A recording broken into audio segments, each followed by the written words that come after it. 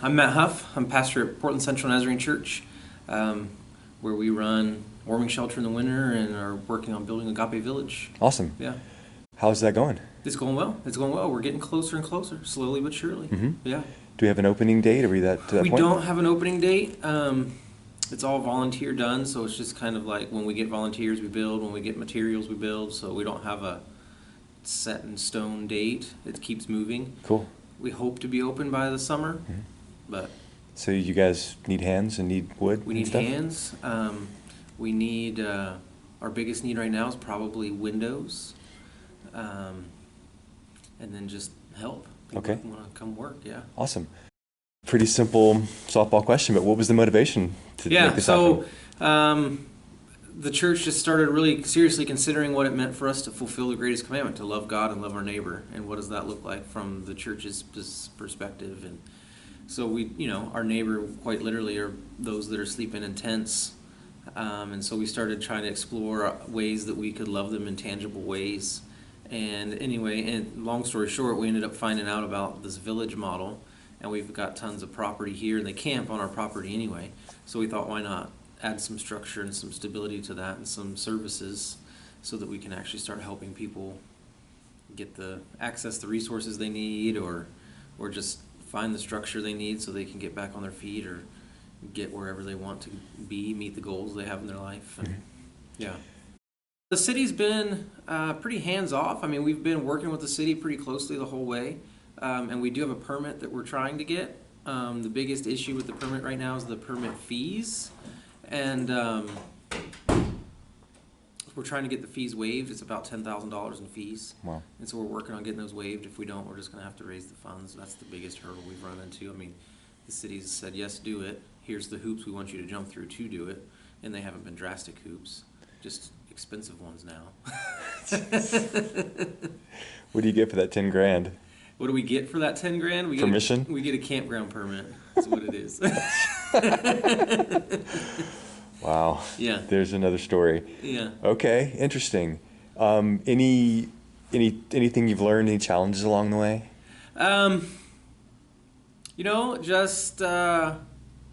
Just from me personally, jumping through the permitting process with the city has been a learning experience because they didn't teach me that in seminary. They didn't? So yeah, just going through that's been fun. And then, the biggest challenge has probably just been, I don't know if we've had great challenges. We've had little small things here and there, but my biggest challenge is just how slow it's been because I just wanted to see it get done faster. But, Yep. but we've had a great group of volunteers that are showing up when they can, and so it's been good.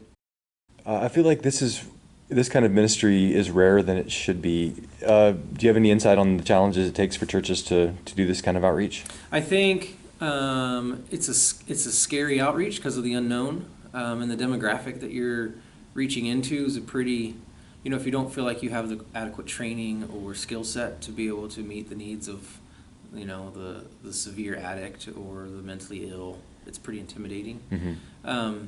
As it should be. It can be dangerous, yeah. Yeah, and so I think there's a lot of churches that just don't feel that they have the skill set to be able to do that, at least on their own property or in their own building. So anyway, what I'm hoping we can do here is get 15 churches, one to adopt each of the pods, each of the one person. So if we have 15 people, we have 15 churches that have adopted them.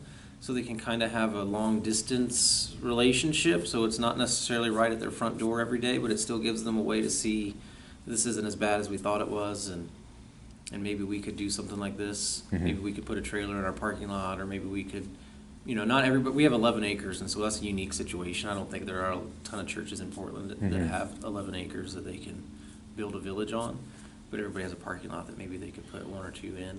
Mm-hmm. So I'm hoping we can do that. So I think that's one of the biggest hurdles is they just don't feel equipped. Sure. And then I think some churches feel like it would be all on them, like alone in the whole thing, which is unfortunate because churches, we're in this together. We're on the same team, hopefully. Yeah. So I think those are the two biggest things is just the past experiences that people have probably had. They've been burnt by, that demographic maybe, something was stolen or windows were broken or vandalized or whatever, and now they've just kind of lumped everybody into that criminal element. Mm-hmm. So you're looking for churches to partner on sponsoring a pod? yeah, it would be great. And we're not asking for a financial commitment. I'm just asking for time. I'm asking for churches that are willing to show up on their birthday and take them to lunch, or call them and see how they're doing, or bring them a dry pair of socks, or simple stuff, just to be their friend, basically. Yeah, just build a relationship. Yeah, building relationships. Interesting. Yeah. Cool. Yeah, that's awesome. Anything else you feel like people should know? We have a fundraiser coming up on April 13th. It's a dinner here at the church. There's information on our website, a place to register. So this down here is Cascadia Clusters. It's a nonprofit that we... I get you too, yeah. It's a nonprofit that we were working with. Okay. So this is kind of their staging area. This won't be part of the village. Okay. This will all go away. Okay. Yeah, this is kind of their thing. So some of the stuff that they're building is just their projects separate from the village. So the group that's working up here today is Tivnu. It's a Jewish gap year program. Okay. And they work here almost all week. And they have 2 pods back here in the corner that they've built from the ground up. Oh, nice. Where are they from?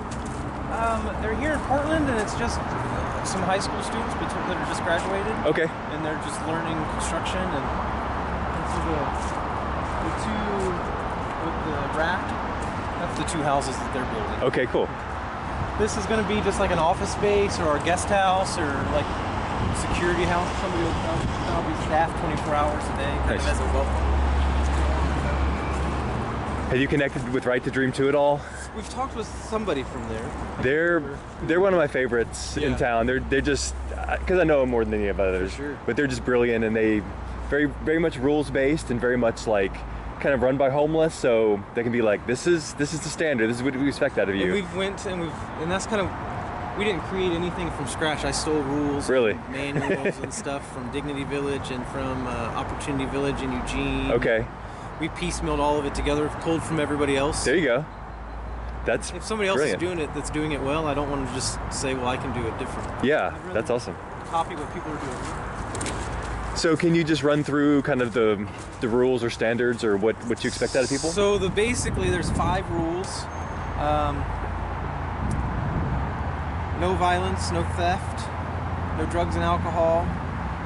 Everybody has to participate in the life of the village, so we're going to expect some volunteer hours.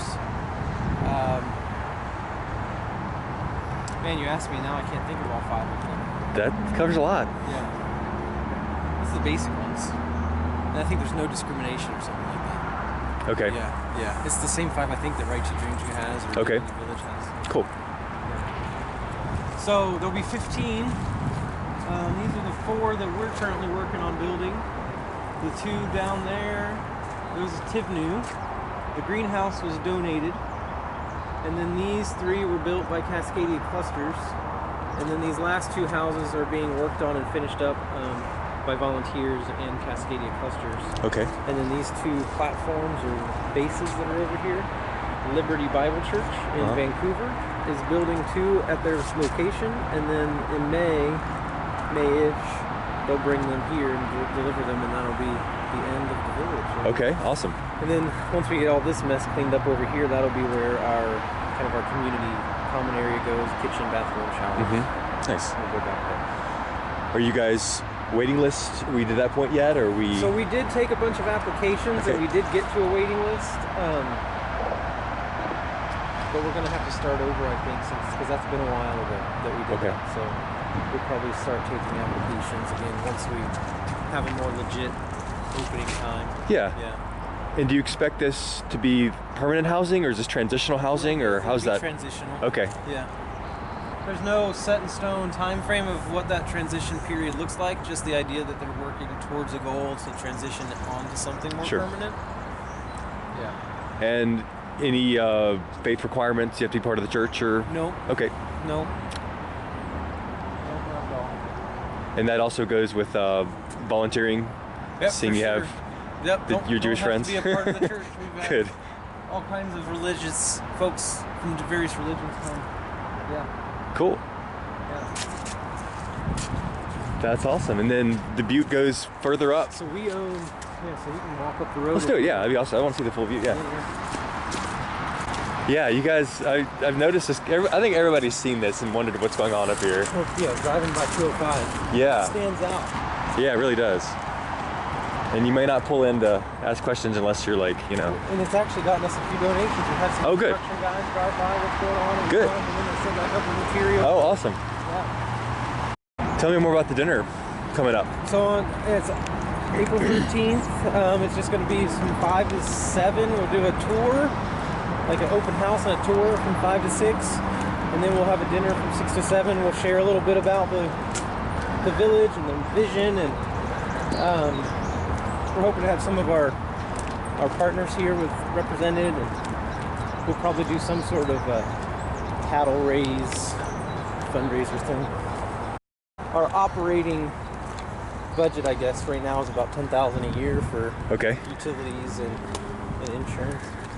Right now, utilities would be garbage and porta potty, but Yeah. About 2011, when Sarah Fisher came here, there were only about 10 or 15 people in the church, and Sarah came and started changing some stuff. She started the building partner program, and she left about 5 years ago, and our rector Curlin came, and she's great and the best and keeps going. She just keeps going. She has more energy than all of us combined. Nice. It's amazing. Nice.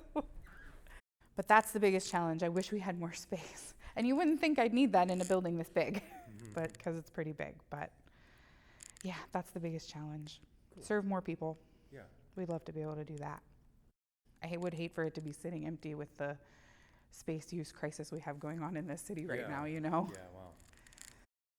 This is the sanctuary, Oh, and it's such a gorgeous space. This congregation is so spiritually diverse. It's great because we have people who come here from all walks of life, like all of them, and it's amazing. Before Sarah, the rector before her, did a big community listening sessions kind of thing, and like talk to the people in the neighborhood. We're like, what do you want to have here? Like, what do you want to see here? And they wanted it to still be a church. So they kept working on making it be a church, and now it's growing and good, and the people here seem happy. Nice. And they want to do good out in the world, and that's a big deal. Any advice for a church considering shifting their mission? Talk to the people you already have. Talk to the people you already have and find out what they want. That's always my best advice. Because when we were moving to the 2 services, that was one of the things that we did. And Curlin says she wishes we did it more about everything. You know, let's just talk to the people and find out what they want. And work that in.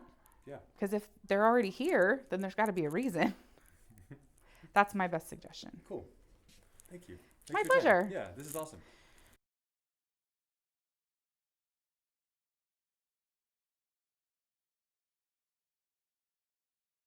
Churches have been opening up their space, Right. and you guys are kind of on the forefront of that. Yeah, we are. We Tabor Space, we opened 10 years ago in June, and we're pretty excited about that. It took us a year to get us there, but 10 years, and we've learned a lot, and it's been a good experiment. Yeah, yeah. What have you learned? Well, we've learned a number of things, and we're learning and relearning. But one of the things that I've loved about our ministry here is the way we've worked with partnering with neighbors versus just renting space. There's a difference between the two, and we're learning that over time, what that difference might mean both to our neighbors and to us. So a long time ago, it used to be that churches were built as the community space. That's what they were. If there was ever any large gathering or anything, that's where people gathered. They didn't have hotels. They didn't have bed and breakfasts. Those were done in the church or the monastery. Depended on the community. So, so we've wondered about being that same kind of space where when you need a place that's bigger than your house, being a place where people could come.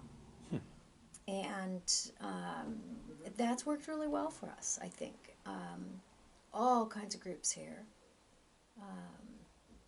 We did also write a sort of a mission of what kinds of things we wanted to happen here. One of the things we did learn over the first few years is some things don't fit. And I can't even tell you what they are. It's just something, sometimes a group comes and it's just not, it's not peaceful. And so we found that, you know, our work focuses on healing and especially groups that work at healing themselves. Self-help groups works really well here. Music, children's programs, education, environmental work. Yeah, those kinds of things tend to, healing. Did I say healing? Yes. Okay, that one's huge. Yeah. So even if I mention it twice, that's okay. Okay. That Totally. these are the kind of things that work really well for us. So they're also the things that are consistent with our message. Yeah, we gathered here because we follow Jesus. All right, and these are the teachings and activities of Jesus as well. And so we feel like we're being faithful as people of faith in encouraging lots of people to do this kind of work in a healthy environment. Awesome. Yeah. Was the transition from just being a church to being kind of welcoming the community, and was that a bit of a challenge? Sure, at times, both for the community and for the church. You know, in fact, we even had a conversation this morning about, well, children are always in this area, and that's not really where we need them to be. So we're trying to figure out now, well, they're going to be in our space, so how can we make it, how can we create boundaries? And so we're learning. It's like, okay, the children can be in the sanctuary, for instance, but we don't want them playing with the organ or the piano. So we'll create boundaries. So it's a learning experience, and I had to, as I sat with people about that, it was, okay, we have to learn as a church to give up some of our expectations, and the community has to learn to accept the boundaries that the congregation needs. So there's this mutual conversation that we enter into instead of, oh, they can't be here anymore. Does that make sense? Totally. It's a different approach, and it took us time to affirm both parts of that, both boundaries and welcome. Great. Yeah. And I'm sure there are other churches in the neighborhood. Some maybe are more open to the community than others. What limits do you see on churches from making their space more of a community space? What limits? Yeah. I feel like time might be. I feel like time is part of it. The churches tend to keep their space to their own use as long as they can survive that way. I mean, I guess that's a human thing. If you can survive doing things the way you've always done them, then you stay with that. And when you can't, then we have to change. And more churches can't survive in the way they've always done things. That's not all bad in my view. Why do you see that shift happen? What do you think the reason for that shift is? Well, part of it is that the church at the past 200 years has become very doctrinal, very belief-centric, and in that sense very exclusive. And instead of being ministry, how do we change the world focused? And that's shifting, and that's a shift that I welcome with open arms. We're shifting to, we're called to make the world a better place, more peaceful, more whole. And so opening our space doesn't require assent to certain doctrinal standards. Because we can do this together, even if we disagree about some things. That doesn't that's okay. Yeah. So you think it's almost a philosophical It barrier is. more than It's a anything else? philosophical barrier. And what's happening is that the younger people, the younger generations never were raised in the church, and so they didn't learn church culture. Mhm. So they don't have any urgency to preserve church culture. Yet they want gathering. All of us. It's a human thing. We want gathering. And so in order to do the gathering, which we're called to do, then we have to let go of some of the other things that haven't served us. Mhm. Right, awesome. So how did this church become motivated to make that shift? Were you around for that? I was, yeah. Well, there were a couple of things that happened. I'd been talking about the possibility of a coffee shop here for 6 or 7 years before we finally said, okay, let's do it. Because I saw the value in just having space that's about openness instead of barriers, hurdles. So, so I think it got to the point where the congregation realized that financially speaking, they were going to have to make some big changes. And looking ahead, they weren't going to be able to fund church as usual. So we were going to have to do something. And so because we had a little bit of money left over from a building fund from a number of years ago, there was a little bit of money left to start the project of building the coffee shop, Bell Tower Coffee. And so you put those two things together at the same time, and the congregation just kind of said, okay, we're going to need to change some things. We have some money that's limited only to development in the building. Let's do it. And they decided to take the leap based on need and opportunity. Interesting. Both. Little push, little pull. Yeah, yeah. And one of the things we discovered during that time is we did some research into the building fund, actually, and we realized that historically, since 1910, when this building was first built, the stone building,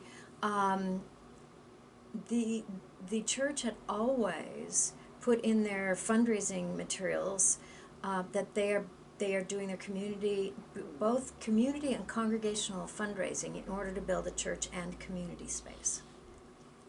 So we found out that being a community space was in our DNA from the moment this church was built. And that just felt like a huge affirmation. That's what we're supposed to be. And so that helped to ease some anxieties, actually. They said, oh, you mean our great-grandparents wanted this? It's like, yeah. The one thing that seems to me to be a first step that all churches can do is you have to go out and meet your neighbors and find out what they want. Churches historically have said, oh, this is a good idea, we'll do it for people and get people to come. And that's backwards. So we have to go out, find out what is needed, and then make that space available. We have a resource of space, and how can we help the community do what they want to see happen? That's a huge, huge shift for congregations. From outside, you might not know that, but it is. It's a huge shift to learn how to go out and find out what people want. Why do you think that is? I think it goes back to our doctrinal era where we believed in churches that we had all the answers. And so we could just however we could package those answers to give them to people, that was what we needed to do. And that is no longer true. I mean, we don't have the answers I mean, if the news of this last week hasn't told us that we don't have the answers, what else is going to bring us to our knees? We don't have the answers to solve violence and illegal activities and, yeah, all that. We don't. But when people get together, they can make a difference. It starts small, but when people get together, they can begin to heal the pain of our world sort of trauma. That's a good start. Ask, reach out, Ask welcome in. and reach out, and then find 2 or 3 people, maybe preferably 2 or 3 people from your community who think this is a good idea and would like to sort of help make it happen, so that you're partnering from step 1. Mm-hmm. So you go ask, then you find 2 or 3 people who would want to help, and then you never know what's going to come out. Every situation has a different story. We developed this kind of use with a coffee house and community space partly because Mount Tabor doesn't really have a community center. Mm-hmm. And so we've kind of become that. You know, the neighborhood association meets here, the Master Gardeners local chapter meets here. And some of that had started before Tabor Space ever started. So, yeah. But that's not going to be true everywhere. Some places they're going to need it for something else. Mm-hmm. And so you have to go in, you have to ask the neighbors, ask the congregation what's important to them, and see where your passions overlap. Yeah, when I was living in Monteville, I was doing this same community reporting work, and I tried to make a list of all the services that were provided by the churches, just to kind of like, if you have a neighbor, let them come here. And I reached out to a lot of churches, basically all the churches, and many of them are just kind of like, we're volunteer run, we're just trying to keep the doors open, we are overwhelmed. Yes. Have you heard that? And oh, yes. How do you respond to that?